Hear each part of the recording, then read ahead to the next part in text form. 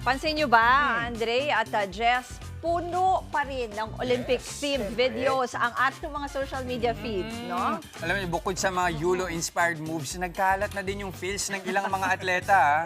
Nakakatuwa kasi binahagi ng mga tao online videos kung bakit hindi raw sila pinili para sumabak sa Paris Olympics. Sobrang tagal na buwelo pero palpak pa rin ang serve. Ilan lang po yan sa mga entries sa trend na ito.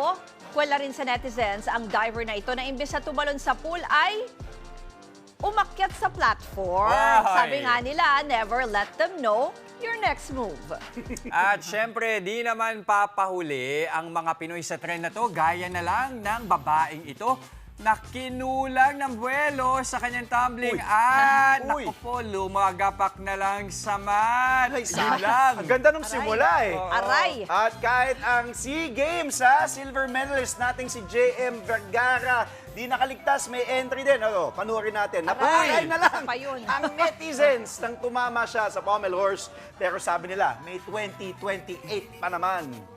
Mga kapatid, Jess De Los Santos po, huwag magpahuli sa mga umaaksyong balita at napapanahong issue sa bansa. Para sa mas malawak na balitaan, mag-subscribe at mag-follow sa social media pages ng News 5.